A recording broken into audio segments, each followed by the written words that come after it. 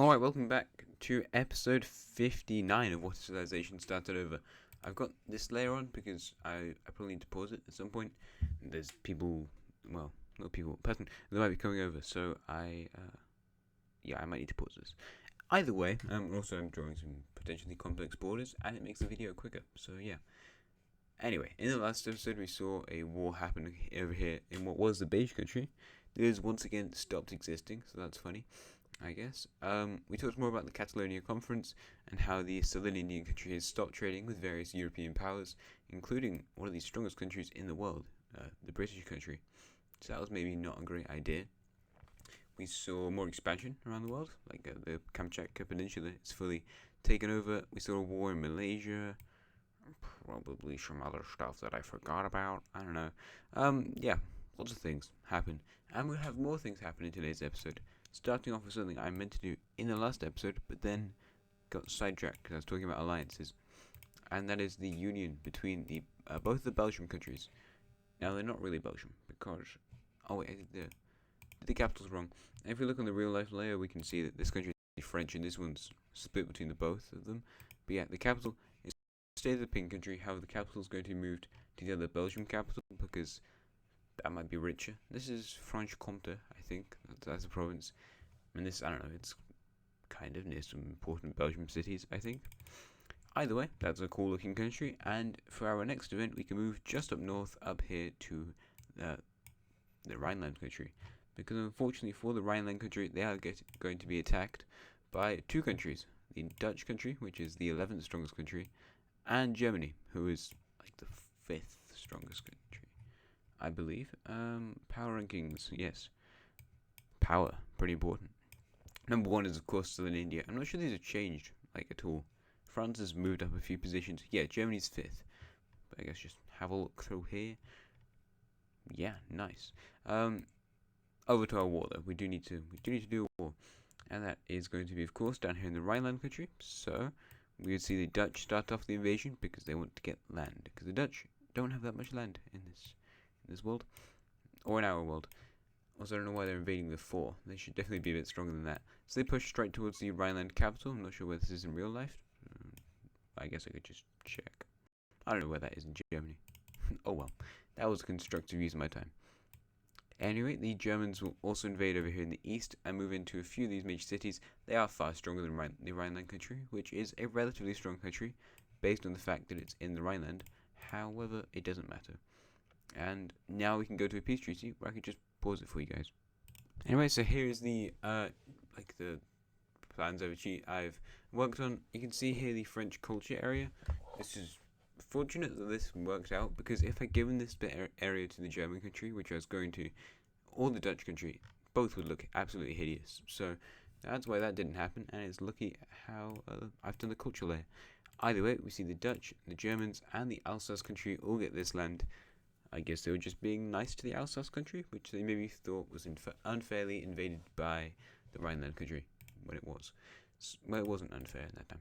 But anyway, new borders of Europe. Let's go ahead to Catalonia because something new has transpired, and that is that the Southern Indians are now trying to just blow up and destroy European trade vessels that are going over here to trade in Asia. So it's stopping trade with East Asia and also in the South Asian Persian Gulf regions, where the Southern Indians have some influence, especially over here in Oman, which is where we need to go to now in a second, actually, because the Catalonia Conference has now got even more countries in it.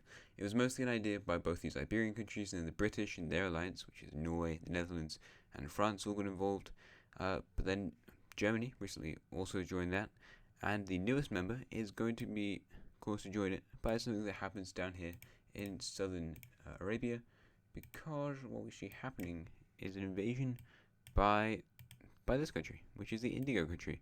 As they start to invade into this pinkish country, they do a pretty good job because the Indigo country has a very powerful military, well, very powerful, but it's one of the best ones. And they move in towards the capital city and also along the southern coast, going just pretty well through this country, which is mostly desert. It's also not a country that's adapted or changed that much across the time, so it stays a pretty backwatery sort of monarchy. But the major thing that comes out of this war, other than the invasion by these guys, is that the Red Southern Indian country lands up here in the north and starts their own colony in this area. We can also see the Indigo country annex the rest of it, and I guess I'll make you a peace treaty, so let's do that. And here is the new border that we agree on. Well, that these two guys agreed on. So the Indigo country now has access to the Persian Gulf finally, rather than just sailing around, which they could have done previously. And the Southern Indian country has a new colony, kind of the third major one, because they've got the African ones, the Indonesian ones, and now there's a new one in Arabia. So that's pretty exciting. We've also got like these Andaman Islands. But the main country this pertains to is, of course, the Turkish country, because they are regarded as a European colonial sort of nation by the Southern Indians. Don't know where they got that idea from. Not colonize this stuff, or any of this stuff, or any of this stuff, or Libya. That's definitely not colonies.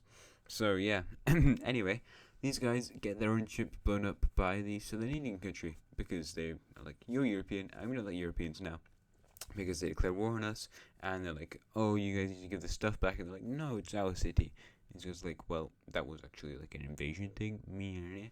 And yeah, Turkey gets really annoyed at this, so they are going to send diplomats over to the Catalonia conference, and this is going to really escalate the sort of confrontation, so like Cold War sort of thing we've got going on between the Europeans and the Southern Indians, and like proper negotiations are going to occur between both of these sides. So yeah, we'll see how that evolves into the future. Anyway, I forgot what I was saying because I just left. But yeah, all these countries are pretty angry, so they're going to start to move their navies out to protect their merchant vessels. And there's a few confrontations within the Indian Ocean between European navies, well, and Turkish, which is kind of Middle Eastern, and also Southern Indian navies. So that's bad. Their allies don't really have navies. They've got like Ganges navies, maybe. There's lots of rivers in the Himalayas. This country does have a navy, but they also profit a lot from European trade. Just the nature of being in this area, so they don't really do as much. So anyway, let's go to Turkey because they need to take their anger out on something, and their chosen target is actually going to be one of these countries around here, because of course it is. And the unfortunate country is going to be this yellowish one right here. They haven't done anything ever, so when Turkish troops move in and take their capital city, yeah, it's not really a surprise to anyone. They really collapse pretty quickly. The Turks move in and take over the entire coast, and from there they just surrender because there's no hope. They also kind of knew they were going. Well, that's cool. Kind of knew they were going to get invaded by Turkey, but it didn't really mean they prepared anymore. They just went, "Oh, that's going to happen, and that's going to be annoying." Anyway, Turkey's expanded more westwards, so that's cool, I suppose. And now we have 3 sort of like post-Mesopotamian countries left, all from different eras, I think. Are they? No, these 2 are from Hejaz, and this country's from episode 10. Anyway, that's pretty cool. And let's look at more stuff, maybe, such as going over here to Russia, because finally the Gold Country will be reaching up with the Arctic Ocean. I believe that's the Arctic Ocean, right?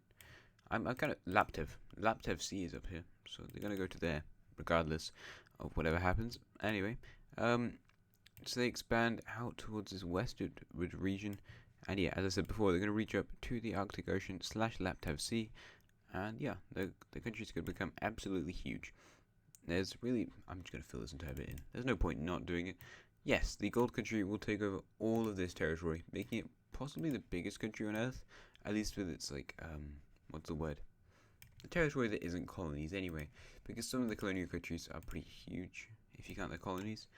Korea also takes over the island that they should have owned. And yeah, the Gold Country is terrifying now. Going over to other parts of Russia, though, we can go to the Red Russian country, who will be expanding their nation also. Of course they will. This country is very, very expansionist, so they will be expanding all this way into this kind of westernward region of Russia. Up into the Great Siberian Plain, but these borders are just so bad. Because it's such a large area, you have to zoom out so much to get it properly drawn, so the borders just end up being really, really horrific. And the provinces here aren't a whole lot better, to be honest, they're not great. I don't know why this audio is really crackly, but it is, so that's unfortunate. Anyway, they move up to this territory, and yeah, they've already been on the Arctic Ocean for a long time, like a lot of their history. No, actually, not a lot of their history. I got confused. No, they've recently got up there. The dark reddish, rusty coloured country that we created in the last episode will follow suit, expanding into this kind of central region that neither of these green countries want to expand into, so they ruin their cool western border over here to take over this territory. So there's that.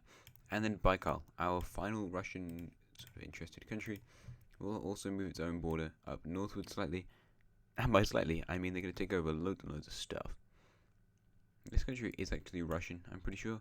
Lake Baikal's in Russia. What am I talking about? Of course it is. But lots of their territories in Mongolia, and they even got some bits in China. Speaking of China, we need to go there next because the world is really rapidly getting taken over and fully expanded into. And yeah, we need to go down here to Tibet because we're seeing the end towards Tibetan emptiness, in which we see this disgusting border rise. And let's see if that looks anything like bearable. No, it doesn't. So it's nice. No, this country will be expanding outwards into Tibet for the last time. This isn't even in Tibet anymore. I don't know what province of China it's in. Sichuan, maybe. I can just check, actually. Like, now I have the power to actually just check. I don't know. Is that Sichuan? I don't know. I don't know enough about China. Yeah, this is Sichuan. Cool. I don't know what that one is. It's a very historically accurate Chinese province because, like, the Jin dynasty, they had a big thing that looked like that, and probably all of them really. Anyway, we have this area left empty, so we need some more countries to just fill in this bit a tiny bit more, including the brownish, rusty colored country. So they will take over this territory, and like what we saw with the northern area, we see a new country rise to just expand into this territory, which is going to be this dark blue country. We had another dark blue one over here. Oh yeah, I forgot about it. This country is going to have to get itself a major city and a capital city. I'm going to give it some major cities following the end of this episode, but I'm not going to do that now. They're probably going to put it near this lake, I would assume. That's where I'd probably put it. Okay, why can't you just draw it properly, mate? Yeah, they put the major city there, and their capital is going to be right next to it, right on this layer. Cool. New country just dropped. I don't like where its capital is. Anyway, this country doesn't really mean a whole lot for like anything in the world. It's just, you know, it exists. That's fun. Why can't I see that? Yeah, it's a new country that exists. It's not like a new religious movement or oppressed peoples or anything. It's just the Chinese people who are like, you know what? I think I can make my own country. Also, I'm going to do this, and what we're going to do with that is we're going to go here into the religion map, which of course, this country is actually a member of the Persian religion. Here you can see the major cities map. But what we see happening here with this country religion, they have a huge Central Asian though in that area, is that they will expand into all of this territory. Their religion will expand, and oh wait, wrong thing there. I completely wrong. What we see happening following that is this country declares its own new religion, which is going to be, of course, based off of the real life color, of course. But it's like a huge fusion sort of religion because there's a lot of different religious groups within their country, and they would like to make one that better supports them. Also, the Persian religion is very, very far away. Like, Persia's, pretty far away from where they are. All the way over here. The Pakistani country is actually like more of a role model for the Persian religion than this one. So that's interesting. And we see various parts of this religion also secede over around these lakes and stuff, I guess. As like, you know what? Actually, being part of this religion is better, and it's got different parts that more suit us. Over here in China, though, we do see this area just expanded into by the Chinese religion. Here's the religion map, also, by the way, if you're interested. Anyway, we can also go back to what we were doing before, which is probably war scenarios. That's kind of what we do here. We can go over to America, and I'm going to draw out some lines, and you're going to see those in a second. Alright, yeah, so I drew a lot of lines, as you can see, a ton of lines over here in America, and I don't really let you look at them, because I'm just going to colour them in now. Hopefully they look kind of good, because I hadn't really inspected all of them.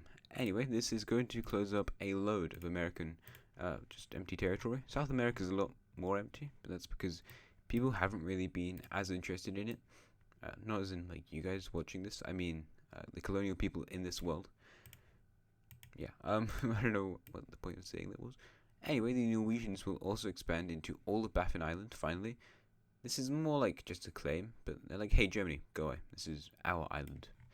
But yeah, we have this small northwest sort of territory area, and some parts of Nunavut, Greenland. This is Ellesmere Island, actually. But yeah, this is currently staying, but we do need to go over here to Spain for no particular reason. I don't know why we'd need to go to Iberia, but just in case you were wondering, what we actually need to go to Iberia for is the Iberian countries finally, with enough money and their countries stabilized, they're going to land over here in South America and start both of them will start their own colonies into the areas in South America that are uncolonized as of yet. Not going to stay uncolonized for that long because they're here now. Yeah, I don't know if you thought I was just gonna like no, it's gonna be fully filled in by the Carthaginians and the French. But yeah, I definitely was not gonna make either of those countries that strong because that'd be crazy. Anyway, the blue southern French country lands down here in Argentina and Uruguay. Well, I can actually just show you where they go because I have this cool layer now. But yeah, they land down here in Argentina and Uruguay, whilst these guys are in Brazil, obviously. But yeah, you're also north of Canada a bit, like into Canada. Anyway, that's kind of fun. Just some expansion in America. Cool. What else did I have planned for today's episode? That's kind of a fun thing to find out. Well, it's a war down here in Southeast Asia, because of course it is. And we need to head over to the Fujian country, because who else is going to be starting a war in China other than Fujian? Fujian's been pretty suspicious as of late, and this time, yeah, they're going to be even more suspicious as they start an invasion, as you can see, into the Guangxi country, moving out here towards Hong Kong and just across the general border. They gain naval superiority kind of quickly. They are the fourth strongest country in the entire world, whilst Guangxi is probably like 13th maybe. And they move towards the island of Hainan until the Guangxi country sends most of its military over to actually stop this advance and do a pretty good job, pushing them back pretty far east until, unfortunately, the Pink country then joins the war and starts its own invasion. And this is something that the Guangxi did not expect. I definitely didn't hope would happen. But these two countries have a pretty huge historical rivalry, although I haven't really touched up on it recently. But they have gone to war a few times and changed their border a few times. And yeah, this is really bad because Guangxi's capital is right on the border of the Indo-Chinese country. So they lose this entire peninsula and also the island of Hainan as Fujian military forces, or South Chinese or Orange Chinese or whatever, move out and capture these major cities along with some of the central territory, and they start an advance towards the capital city. And as it's pitted in from two sides, we eventually see the Indo-Chinese country capture these northern cities until the Orange Chinese capture this territory. And following that, this country is basically just going to collapse, and it's kind of sad, really, because a military dictatorship will take control in the nation. Well, not a military dictatorship, a new monarchy will take control of the country and will agree to peace with these other guys. Now, this war would have taken a lot longer. I mean, there is the factor that both of the countries attacking them are really strong. Like, these are some top 15 powers. You're top 5, you're probably 15th. And yeah, they also had support from southern India. So, yeah, kind of sad. Alright, so here are the borders that they agree upon. As you can see, Indochina takes over this region. It's also kind of influenced by religion. The religion map, as I showed you before, is very complicated down there. It's a huge mess because of just how many countries have been around here. Whilst the Chinese will take over this southern region, the island of Hainan, and also this province. I don't know why they placed such an emphasis on getting provinces around here, but they must have just thought that was important for some reason. I'm not sure why. I doubt that will become prevalent anytime soon in the future episodes. Why they'd be interested in that? I was trying to find a good red color for this country. So yeah, we're gonna go for something like that. As a new monarchy takes over in the country, is the old Guangxi country going to return? Who knows? I mean, if they were one of my favorite countries, and I had talked previously and extensively about how they were a country I did quite like, then maybe you'd have a clue towards whether or not they're actually going to return in a future episode. But at the moment, it's all up in the air. Also, I'm going to change your color because I don't quite love it. Yeah, who knows? They could be making a return one day. I just don't know. So there we go. We also need to go to the alliance layer because, strangely enough, something's happening on this layer, and it's kind of predictable, really. I need to go to the circle shape, and yeah, this new country joins the circle alliance. I think that was part of Fujian's. This is the Fujian region of China, by the way. I don't know. I just finally realized I should probably start calling them that. They're in that province, I do believe. Anyway, cool. Yeah, so here's our new borders of China, and China's entirely filled in now, which is strange, and I don't know. I do quite like this cool new map we've developed. This has been a pretty fun episode, I think, and in the next episode, it's going to be episode 60, and important major things happen in episode 60, So yeah, I'll be interested to see what's going to happen in that episode, because I don't know, anything could happen. It could actually be really boring. I don't think so though. The previous 10 episodes were pretty interesting, and yeah, so is this one as well. Anyway, thanks a lot for watching. I hope you enjoyed the video, and I'll see you again next time. Goodbye, and have a nice rest of your day.